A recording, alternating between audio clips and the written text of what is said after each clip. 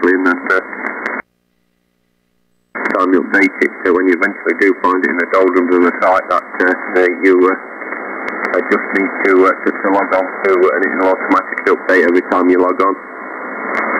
It will. So I think it's not run. It's run by an assisted company now, I believe.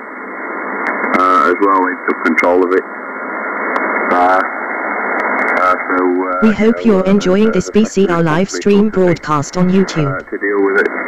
Please take a moment to like, share and subscribe, and please don't forget to turn on notifications. I can't remember exactly. You can also follow BCR live stream on Twitter, Facebook and Google+.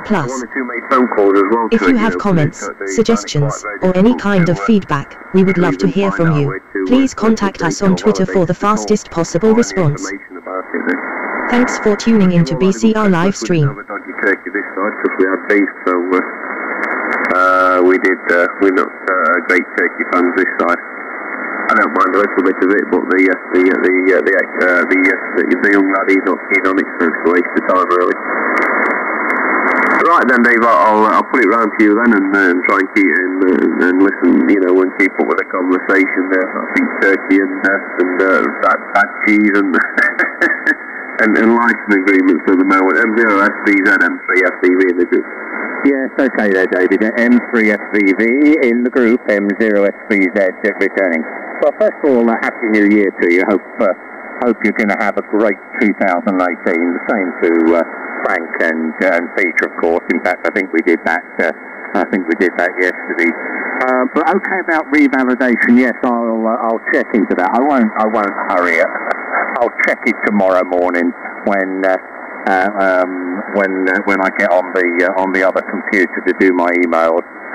So it looks, of course, it doesn't say that anywhere, does it? It doesn't actually say the fact, now that you've logged on, your license will be updated. It would help if they explained some of this stuff, wouldn't it? Rather than just let us find out by chance or by kind people like yourself telling us, David. It's a little bit disappointing, considering it should be a government website. But I think you're right. I think it's been taken over by the cheap and nasty license renewal company or something. Might even be RSGB. You never know. So I will look at it tomorrow. But the reason I did really was to see if all three licenses were still there. The M3 SPZ, 2E0 SPZ, and M0 SPZ, and sure enough, they are all there. So it would appear that you still can have all three licenses current at the same time. But I'll confirm all this tomorrow once I've re-logged in. As regards to mouldy cheese, yeah, I like mouldy cheese, but I like the mould on the inside, Peter, not on the outside. It's funny, isn't it? If you've got this really rank mouldy cheese and you think it's delicious, and then, to me, the slightest sign of mould on the outside, and I chuck it straight in the bin. I think we've had a similar discussion some time ago about vintage vinegar. They have all these aged in cask oak for 12 years, and then they say must be used by the 2nd of January. So all these things are a little bit strange, aren't they? And what is that vinegar called? I can't remember. The posh vinegar, and it says aged for 12 years in oak casks. And then it's got a use by date on.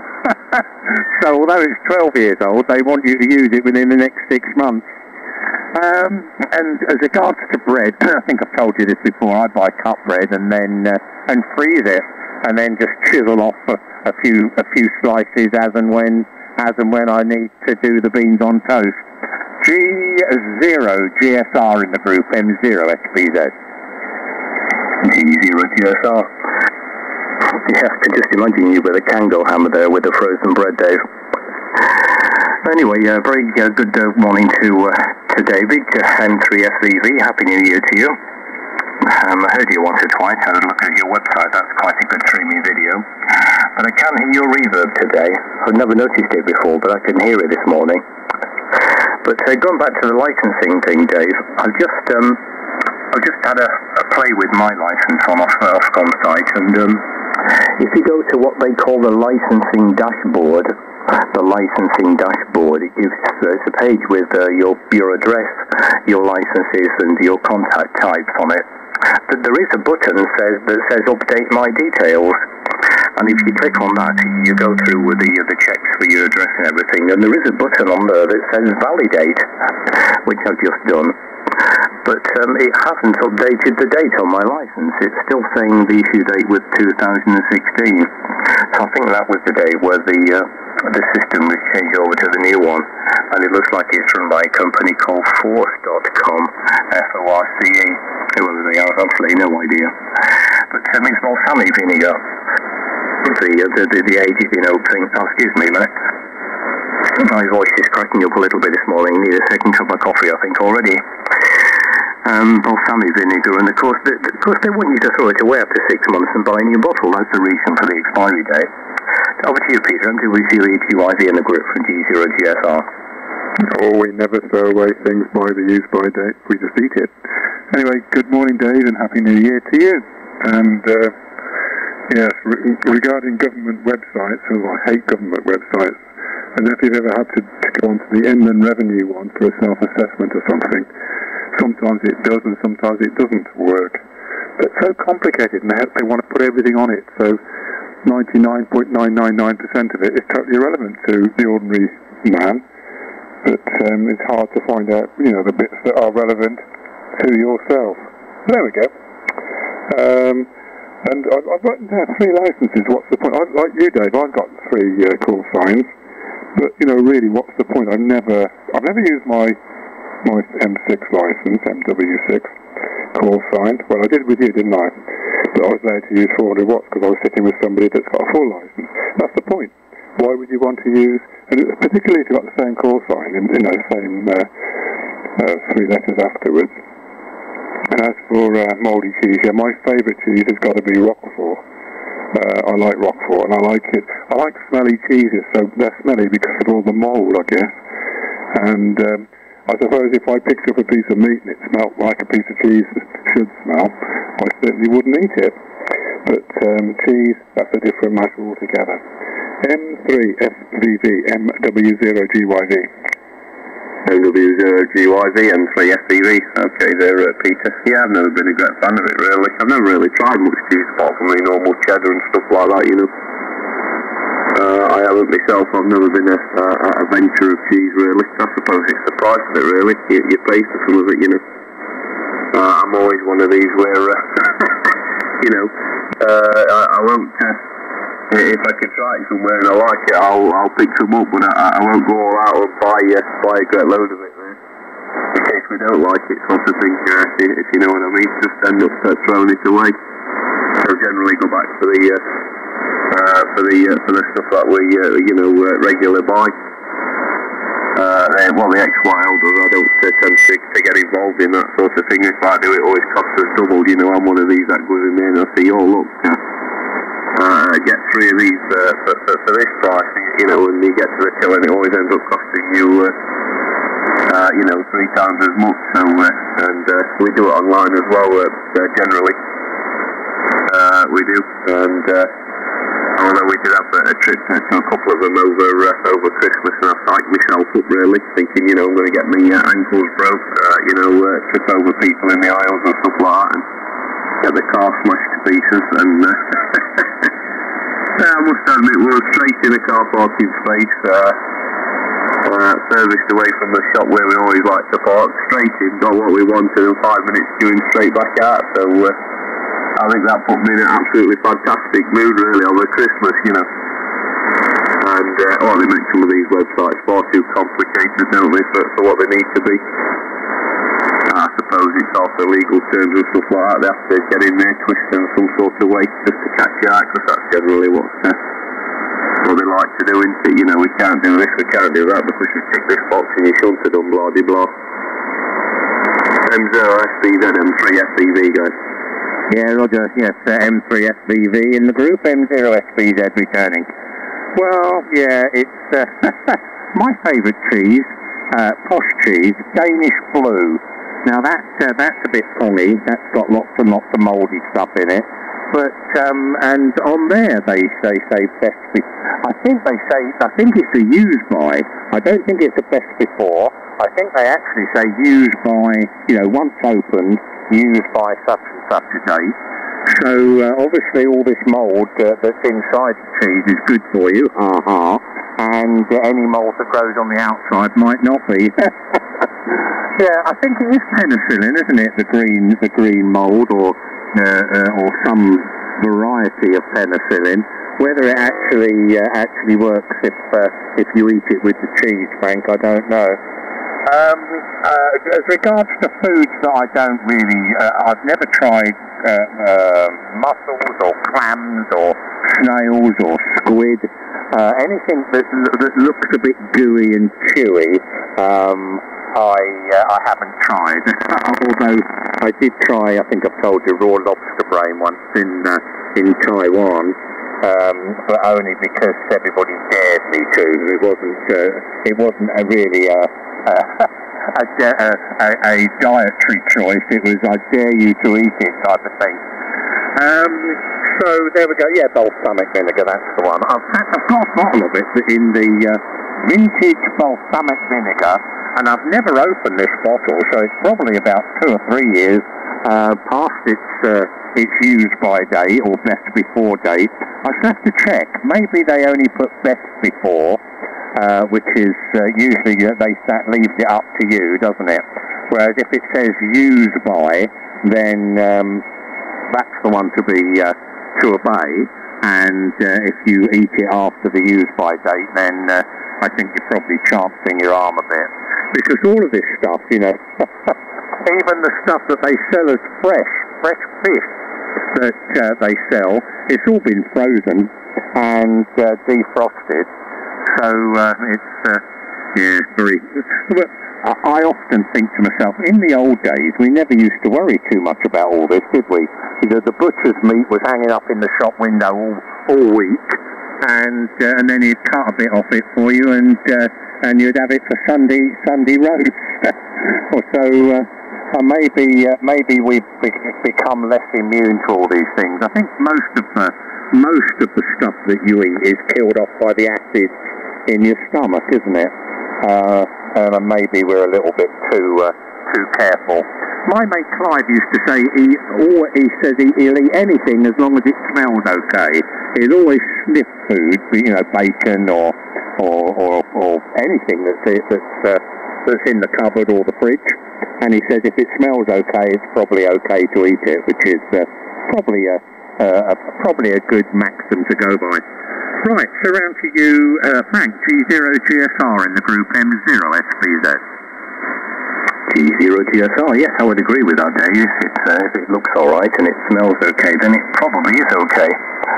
I'm always amused at the things that the cats will eat and drink. They've got a much better sense of smell than we have. And yet they will eat and drink the most awful stuff, or what appears to be the most awful stuff. Like, despite putting bowls of water in the kitchen for the cat, you quite often drink out of a puddle. A slimy green puddle in the street. And you're thinking, my God, why would you drink that when you've got clean water in the house? But it must be okay, it must smell okay, and, to the cat. So, you've got to trust his judgment, he's still here. And regarding the cheese, yes, I like the smelly cheese as well, the smellier the better. I think the thing about these blue cheeses is the mould growth can become excessive if they're left for too long, because they inject the culture into the cheese when it's being made. So the culture is within the whole of the cheese, and then they just inject it with air to let the mould develop in the little air voids. So I suppose if it's left exposed to the air for too long, you get an excess of the mould growth, which might actually spoil the taste. It might actually make it a bit too strong. But I agree on how do you tell when a piece of blue cheese is mouldy? It's quite difficult, isn't it? I think I had one some time ago. I had a Danish Blue and left it in the fridge for a while, forgot about it, and took it out and I thought, Is that really mouldy, or is it just normal? Anyway, threw it away anyway. Over to you, Peter, from G0GSL. Forgot your call sign then. MW0GY, returning to the group. Yeah, well, my dad that was his favourite cheese, Danish Blue, so we sort of grew up with that. And he could always buy it in the local delicatessen, in a little packet. It always seemed to be very salty to me. And I think if you leave it a long time, it gets even saltier. I like Stilton, as I say, my favourite is Roquefort. I'm like, what? That's really expensive. But how can you live without cheese? Well, you're never a student there, Dave. I mean, you know, first of all, we used to have get-togethers, cheese and wine parties. Now, that's a very posh word for buying a cheap bottle of Blanc and going along with a lump of cheese and playing cards for pennies. And that's all we could afford to do when we were students. And then there's macaroni cheese, quiche Lorraine, cheese on toast, potatoes au gratin, a leek and cheese pie, and I could go on forever. There's loads of stuff. You can't. How can you live without cheese? I know Frank must be lots of cheese because, I mean, it's great for your protein and stuff. But there we go. Now then, I wonder if anybody watched the TV programme on BBC One last night. It's about 7 o'clock, I think. Grandpa's Great Escape. If you didn't, you've missed the best programme. Well, it was the only decent programme on the BBC the whole of Christmas. I'm being very polite there. I sat and watched it. I thoroughly enjoyed it.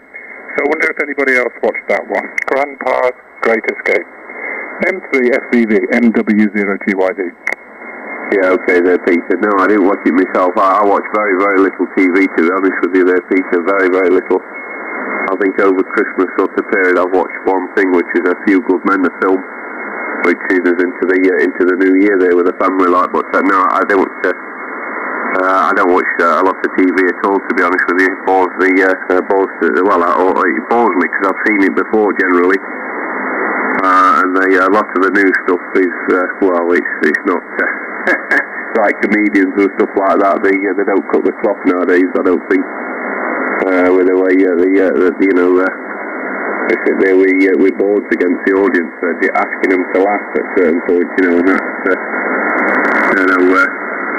not my thing. And no, I never went to university. I went to a construction college. I did where we at Newton, and we were learning to drive plant machinery and stuff like that, for MVQs and stuff like that. Although we stopped there like from week to week, everything was provided. It was at a cost and all of that. But not me. To the company that sponsored me at the time. So we used to just go in and it rolled books and prep for us this one particular place. So I never really experimented down that sort of line. I didn't myself, but I used to see this sushi a lot, when you go through the supermarket and that was, I don't know, 6 or 7 quid for a little tray of it, something like that, and I'd never buy it. And then we went to an all-you-can-eat buffet one day, and oh God, I tried some of that, and my stomach were rolling for the rest of the week, I think, never mind the day, And the first thing I said to Eggwire was, look, I'll save me some 6 quid there. Go on, Dave, and I see that M3FVV. Yeah, Roger. Well, like you, David, I've never been to a cheese and wine party either. I've been to a couple of sex and drug parties where there wasn't actually that much sex going on, but never been to a cheese and wine party. As regards to Grandpa's Great Escape, I saw it advertised, Peter, and then I saw David Walliams was in it. I don't like him. There's something about him that I don't like, and I don't quite know what it is, but I don't like him, so I thought, I'm not gonna bother to watch that. But now that you've told me, I'll probably get it on catch up or one of the ways that I can download these things, probably on the iPlayer or something, and I will give it a little bit of a watch. And A Few Good Men. Oh, Jack Nicklaus in that. You can handle the truth. What a brilliant actor he is. In fact, he's quite frightening, isn't he? The intensity of that performance at the end of A Few Good Men is really quite disturbing. When he goes into that long diatribe about protecting your freedom and all the rest of it. really such a powerful actor. Very, very good. So excellent film, David.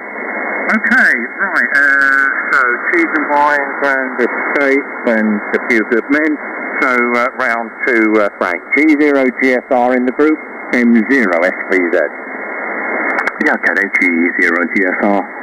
Well, no, I didn't hear Peter, I'm afraid.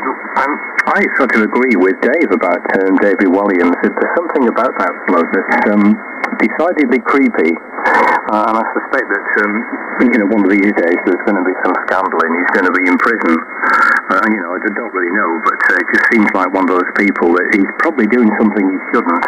Like a lot of these people have been accused of, and a few of them are still in prison, aren't they, at the moment? But what I did watch last night was, and I've actually seen it before, but that's the Blue Planet. And I watched it in HD, but the thing I did differently yesterday was I switched all the sound system on, just because it hadn't been run for a while, so I put all the 5.1 sound system on, and it was absolutely amazing. It really did augment that program. I've never watched that program with all the sound on before. I just used the normal rubbish TV sound, but it was absolutely amazing, the 5.1 sound on the Blue Planet. Very, very good quality and well worth doing. And then, of course, I watched the James Bond film a little bit later on ITV1 HD, and there was no 5.1 at all because they can't be asked to do it. So that was a bit disappointing. But regarding construction college, David, I went to a construction college for just one course, and it was fantastic, and it was a crane driving course, would you believe? Went to a National Construction College in, I think it's in Norfolk somewhere. This was quite a long way anyway. And that was the most amazing course I'd ever been on. A lot of it was in the classroom, of course, but we actually got to drive a crane, a mobile crane with tracks, and that was quite good. Over to you, Peter, anyway. M70GYZ, I've remembered it this time, from G0GSR. Yeah, thanks, Frank. This is Peter. Anyway, you don't have to go to university to be a student. You're automatically a student if you go to college or if you go to a course. But, Cheese and Wines, it sounds posh, but they were all the rage in the late 60s into the early 70s. And also, fondue parties. I wonder if you've ever been to a fondue party. Again, there's two types of fondue, but the main things we had was the Swiss cheeses. That was reckoned to be very posh, deemed to be very posh. And I think somewhere we've still got the fondue set. Anyway, I agree with you about David Williams, but he actually played a very minor role in the actual thing. I won't spoil it by telling you what it was, but do watch it. I'm sure you'll find it quite thought-provoking. The words I use to describe it are sympathetic, hilarious, thought-provoking, and so on. It was really, I thought it was the best program on the TV. We recorded the other ones. We recorded the James Bond. I wonder if that's any good. I don't particularly like the actor that plays James Bond in those, but we did record it. And we also watched the Blue Planet back with the surround sound fully up. Well, not fully up, otherwise it vibrates the neighbour's window. But yes, it was extremely good. But of course, I do wonder how much of it was filmed in the open ocean and whether they cheated. Similarly with the sounds, I can't believe that if a worm comes out of the mud, the glop, I can hear anything. Because whenever I've been underwater, swimming around, I don't hear very much at all. But then I'm not designed to underwater, I suppose. But a superb program, isn't it? Anyway, with that, back to you, Dave, M3FPV, MW0GYV. MW0GYV, M3FPV, returning okay there, Peter. Yeah, I'd be interested to see that in 3D and all, wouldn't it, that sort of stuff. It would have that be good. That Blue Planet there. It's amazing, isn't it, sometimes really, they don't know exactly still to this day what's completely down there, do they? They don't, and we used to have a sort of marine, we used to have a marine tank here, and we used to find new stuff in that week in, week out. Especially when the lights went down and at night, and there'd be different stuff that you'd never see in the day. And to you, Frank, it's exactly the same place where I went, Frank. There weren't we didn't do so much classroom work as such, but they're learning how to drive all the different plants and stuff like that. So there was a bit of classroom work involved, but a lot of it was, practical as well. And the old RAF base, I think it is there. And you'll know the place there then, Frank. So mind you, it was a bit run down when we were there, but I think they've done it all up now, Frank. But there were no there were no taking. Oh, it was quite good, the canteen system there when we were there. They've got a big rotary thing where you just chuck your pots on there and whoop, away they went at the back of a wall and stuff like that. Never seen again, their sort of thing. But the rooms that you got, single rooms, that bit of a wardrobe in there, they were very old-fashioned sort of style. But I believe the XYL did some managing work from last year, and she took a trip over there, and she described it a whole lot different to what I described it there, Frank. So it must have been revamped there. But yeah, we used to spend from Monday to Friday there, and then come back home there on the Saturday and Sunday, and then back out there. And then straight after there, we're straight down to London on that Heathrow Terminal 5, so that's where I went after this. Doing driving plant down there. Right, I'll listen round once more. I'll put it round to you there, Dave, and I think the signals are starting to drop a little bit, so we'll wish you all a very good morning, and we'll catch you some other day. M0SBZ, M3SBV, no rush. Yes, okay, David. Mike 3, Fox Victor Victor, with the rest of the group. Mike 0 Sierra Bravo Zulu returning. Good of you to join us, David. Always, if you hear us, always call in and say hello. You don't have to stop for long if you're busy, but just say hello. It's always nice just to keep in touch. And thanks for the update on that the Ofcom website. I'll try again tomorrow morning, and hopefully it'll all become clear to me.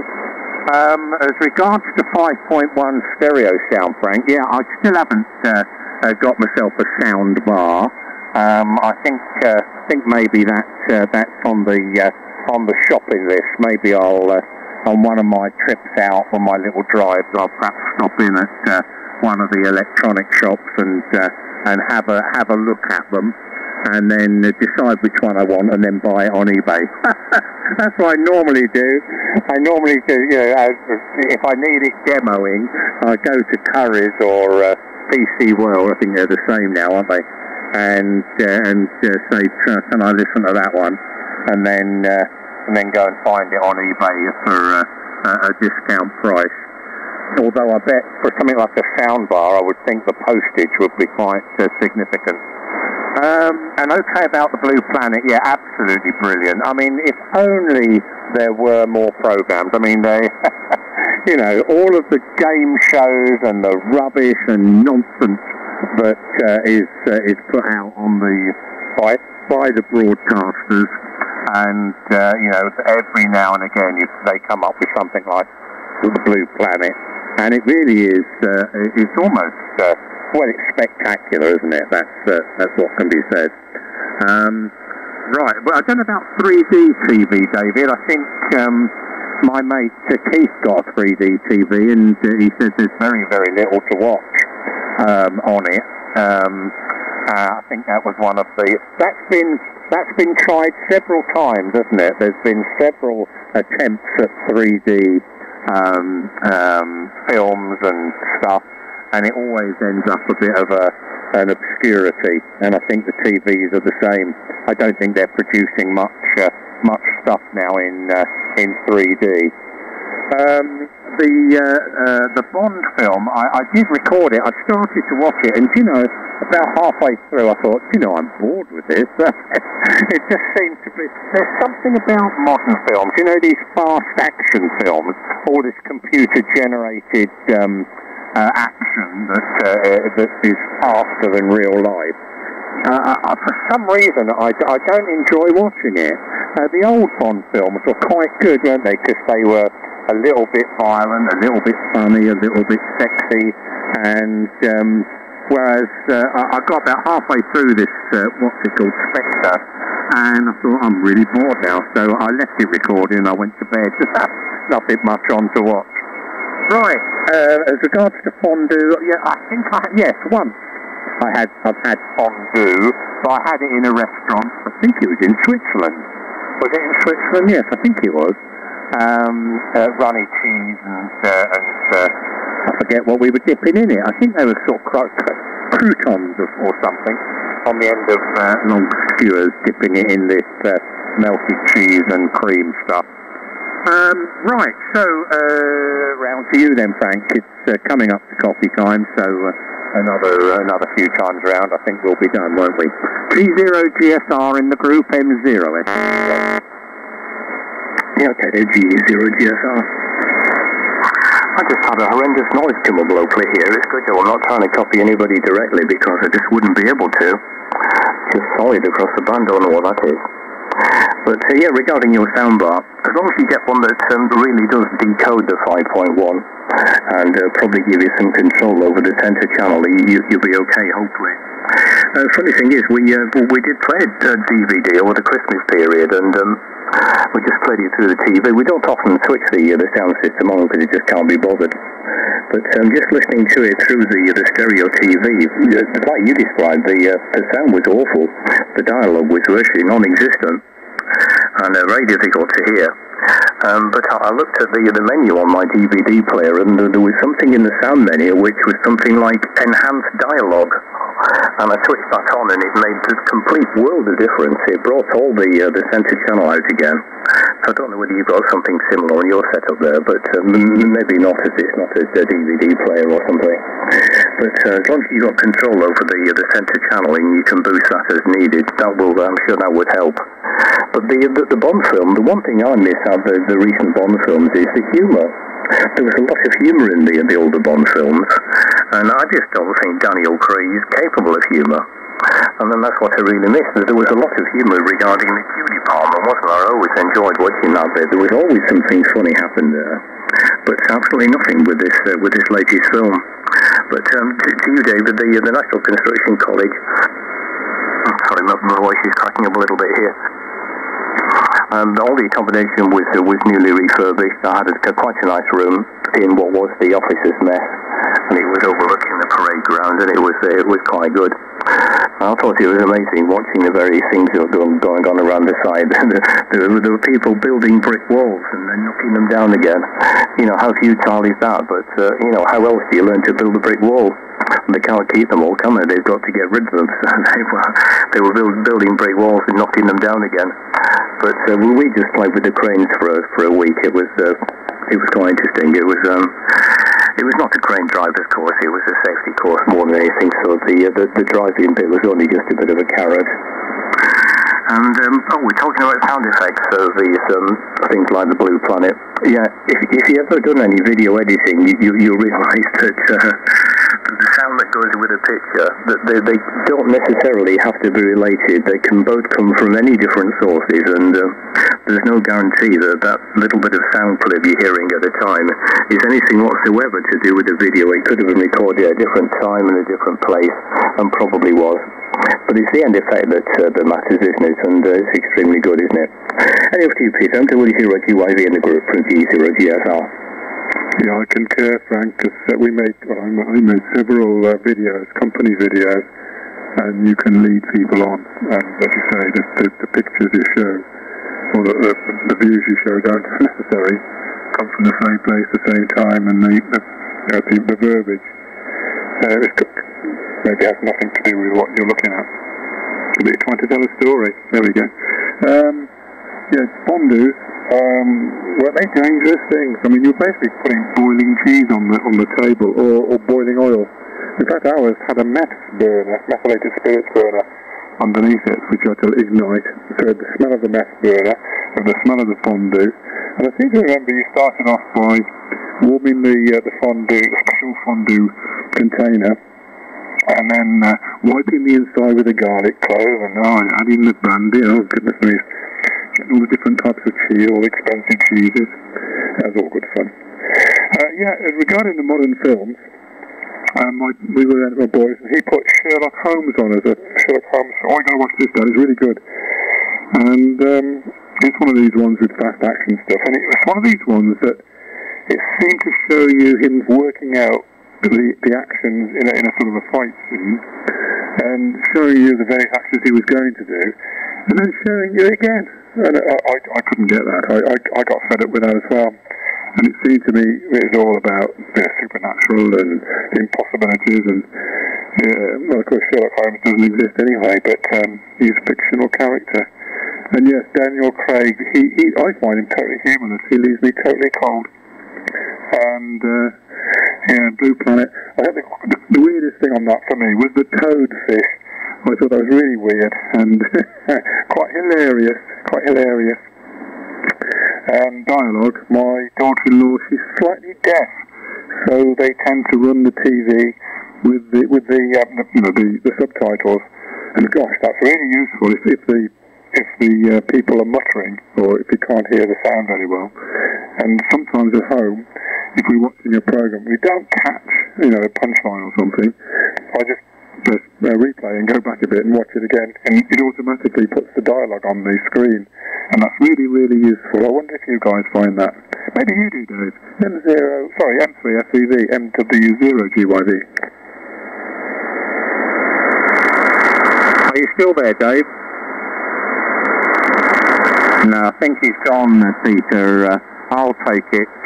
As regards to printed dialogue on the screen, no, I never ever use it. I can do it. It does. My Boxer-Trix does it, but I just turn the volume up. But as regards to enhanced dialogue, no, I haven't got one of them buttons on my telly, but I have got a setting, and it says music or set for music or set for speech. And that does make a little bit of difference, but I think the problem is, Frank, as you've said, that all of this stuff that I can't hear is probably coming out in this 5.1 format, and my telly doesn't decode it properly. I mean, because really I'm relying on the little speakers in the telly anyhow. Maybe if I wired it up to my stereo system, it would help. But without decoding the central channel, I think I'm wasting my time. I need to spend some of my money and enhance my audio visual experience. Sound effects. Yeah, I think a lot of I think all of the sound effects on these underwater shows are probably done in the studio, except the ones where they're talking underwater. They wear these special diving helmets that enables them to speak underwater, and I don't even know why they bother to do that, because it sounds awful. You can hear all the bubbles and resonances in the helmet that they're using.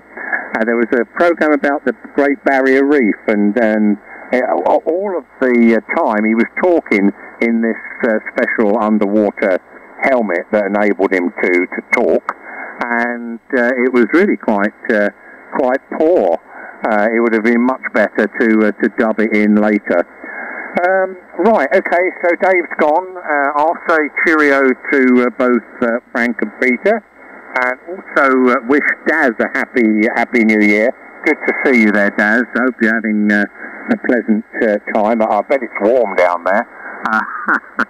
But hopefully 2018 will be kind to you, and look forward to seeing you on the SDR in the near future.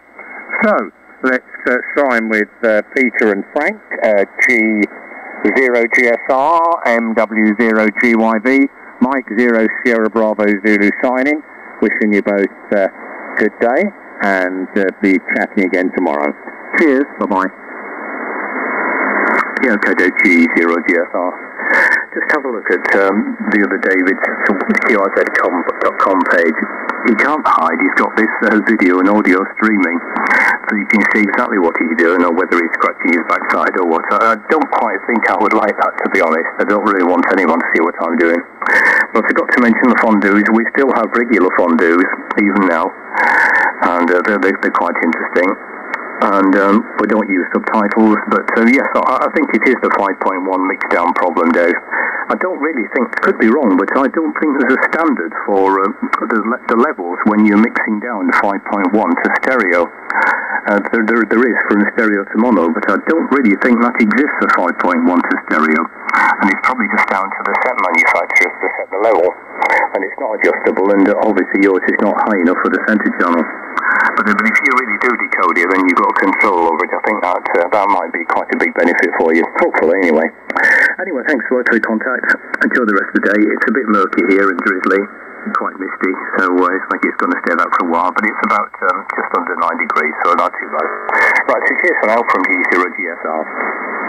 Yeah, MW0GYV for my final, and of course the reason that we were eating cheese and wine was because the wine was cheap stuff, but the cheese was also relatively low cost before it all got more expensive. And Happy New Year to you, Daz, in Australia, where cheese and dairy products were extraordinarily expensive compared to the fruit and stuff. Still in South Australia anyway. I guess it's the same up in Brisbane. But cheese suddenly got more expensive a few years ago. So with that, I should say, I think I'm going to go and zap the Daniel Craig thing. I didn't really, wasn't really that excited about it anyway. 73 everybody, and speak to you again soon. MW0GYV is clear. Yeah, cheers to everybody from G0GSR. Oh, the other reason we didn't eat too many fondues is the cleaning up afterwards, isn't it, Frank? It's a real mess, Peter, isn't it? It's a real pain. Well, we actually you can sometimes get them from Sainsbury's. You get like a fondue pack, and it's got the cheese already mixed up, and that's much easier, Peter, than messing around with different kinds of cheese. But how do you clean out your fondue afterwards? It's really horrible stuff. It gets burnt on, or don't you bother to keep it hot? Well, it's a non-stick pan, and I normally leave it in the sink to soak overnight, and then just scrape it off with a wooden spoon. It comes off all right. Oh, I think ours is not non-stick. Ours is one of these crock-pot things, and quite old now. So I don't think they could have coated it in non-stick stuff at that stage. I've got terrible noise. It's just completely flat across the band at S9. It's just come up again. It's a bit intermittent. It's really annoying. Yeah, well, our fondue pot is a cast iron pot, but it's got a sort of PTFE liner on it, so it's pretty well non-stick, Peter, over. Yeah, I'm just listening for my noise, and there's nothing at all here. I've got no noise whatsoever. We had two. We had one which was a ceramic one, that's for cheese, and we had the metal one which was supposed to be for the meat fondues. Anyway, I'll let you go if you've got too much noise, and speak again, Frank. MW0GYV. I just hope it goes off, Peter. Hang on a minute. Yeah, it's mains, just chopped up the main stuff. It's something, it's pretty bad. Anyway, cheers for that, Peter, from G0GSR. Goodbye.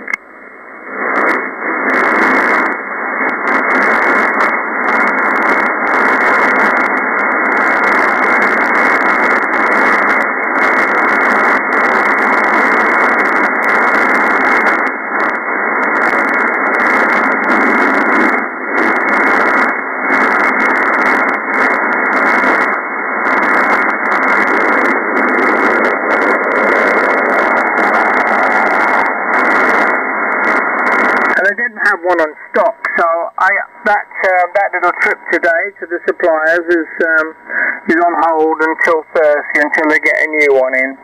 It's only an 8-volt AC buzzer, but it's very loud, and I can hear it when I'm down the bottom of the garden in my workshop when somebody comes to my front door, because they can't attract my attention or gain attention to me when I'm down the garden, and everything's locked up tight here when I'm down there. Okay, round to you, Bernard, and then I'm going to disappear as well. So G3OIHG4NFS and company, over. That's it, yes. That's what I actually wrote on my pad, but when I said it the first time, I didn't do it very clearly, I thought. So I thought I might have announced the wrong call sign, but there we are. Yes, that both sounds like a klaxon. I have the same manufacturer, Friedland. It's battery driven though. I've got mains supply, low voltage mains, transformed from mains to about 6 volts, I think it was. Was a system put in by the builder, but the transformer's permanently switched off now. At least that was my intention, but I discovered later that it affects a lamp in the understairs cupboard. Having messed about and replaced this lamp, and then found it still didn't come on. I thought, well, that's funny. I better go and switch the mains back on at the transformer. So I did, and up came the lamp. So it wasn't the bulb after all. It was this fact I'd switched it off without knowing. So I drew a little diagram of that to remind myself, and the labelling was appalling. In those days, 1984, this house was built, and we moved in June 1984. And it should have been pretty good, but it was just after that the labelling improved dramatically. And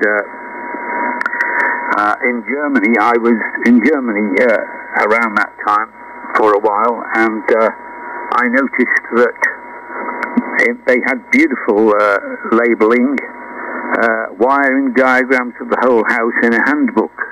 I believe they do the same here now, while we're in Europe anyway. So that was a major improvement for the owner to do self-maintenance. Much better. I didn't have any trouble finding fuses when I was there. The whole system was put in, and they did that with every house. Every house had receiving antennas for shortwave, medium, long wave, FM, and a thorough system of diagrams for the whole house and all the systems. So it was marvellous to just look at it and read it and think, why don't we do this? It makes so much sense. And it probably costs a few more rubles, That's which you pay for in the house price, of course. Right, there we are. I'll say cheerio now to all of you, and it's been really nice to work you, and of course, have a very good 2018. This is Golf 3 Oscar India Hotel now closing, but standing by for Phil, who, by the way, you were 10 over 9 when you were apologising for the possible signal, Philip, so very good. I don't know whether George is still there, but he may be listening, but working on other things. So we better call him in soon. But in order not to make a mistake, I'm going to pass it to G0RKF again, Phil. Bye for now, have a good day, and thank you for the contact.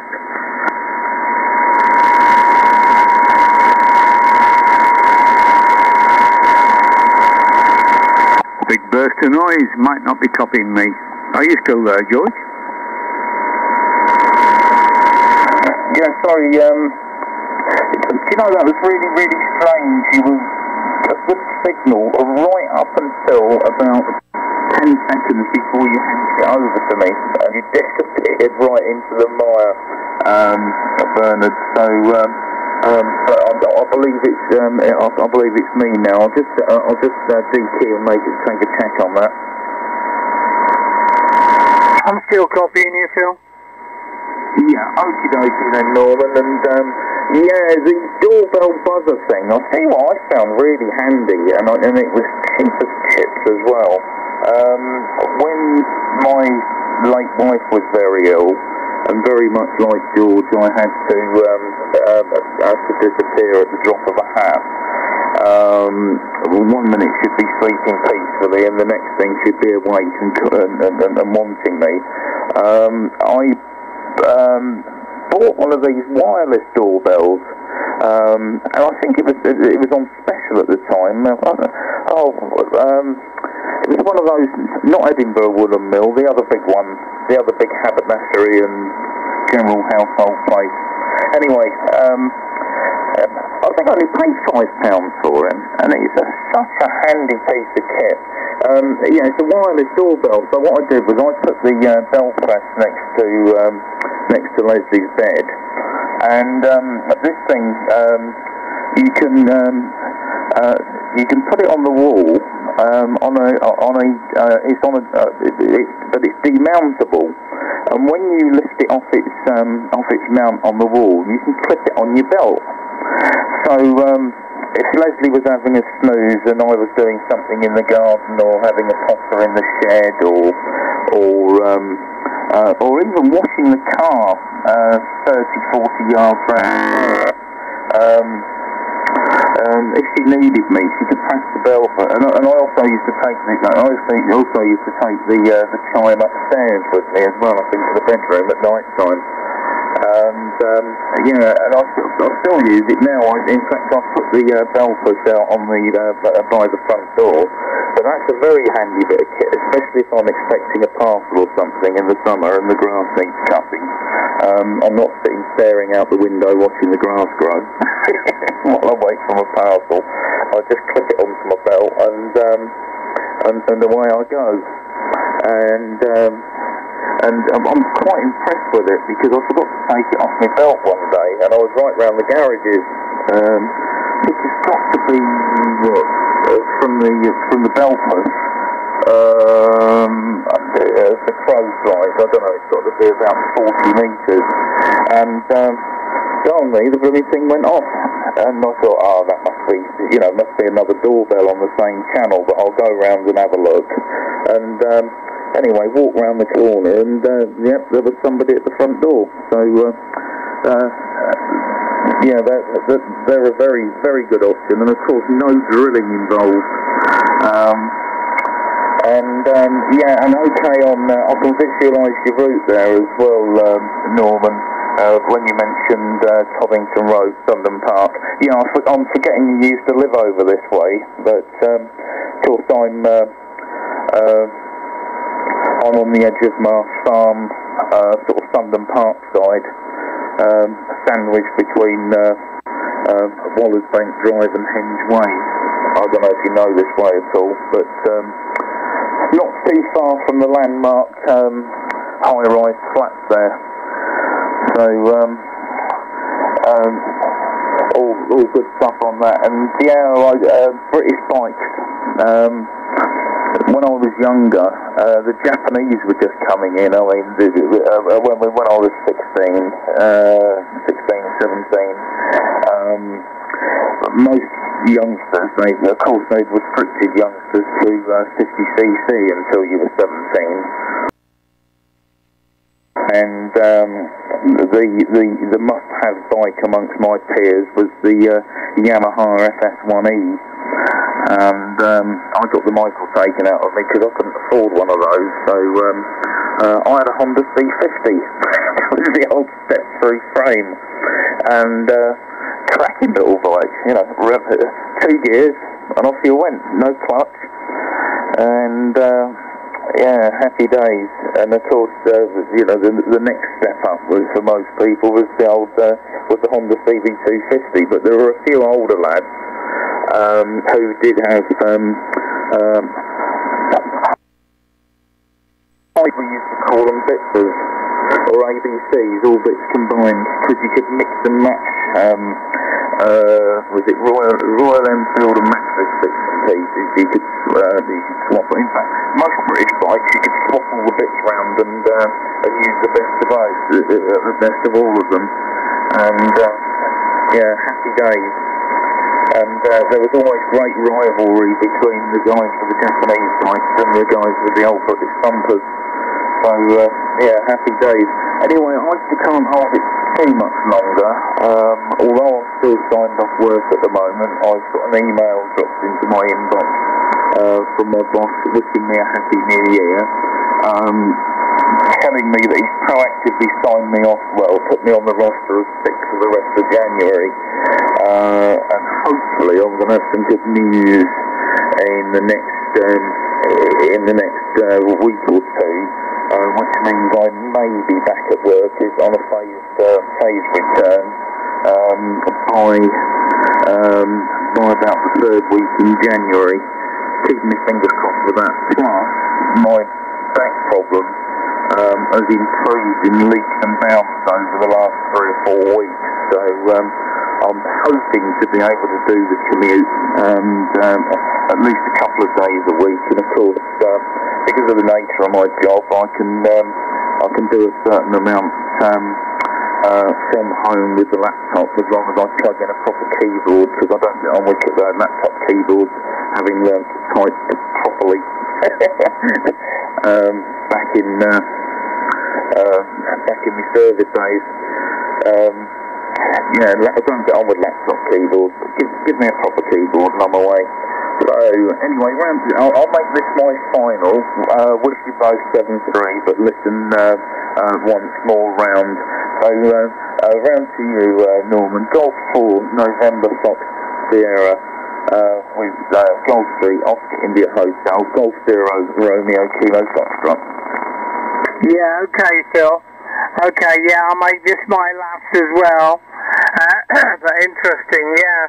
I used to travel to my work from Sundon Park to Sundon Church down in the bottom there, and used to leave Sundon Church at the corner there and go to Upper Sundon, and then when I got to Upper Sundon, came out the other side of Upper Sundon and dropped down to a little back road that took you to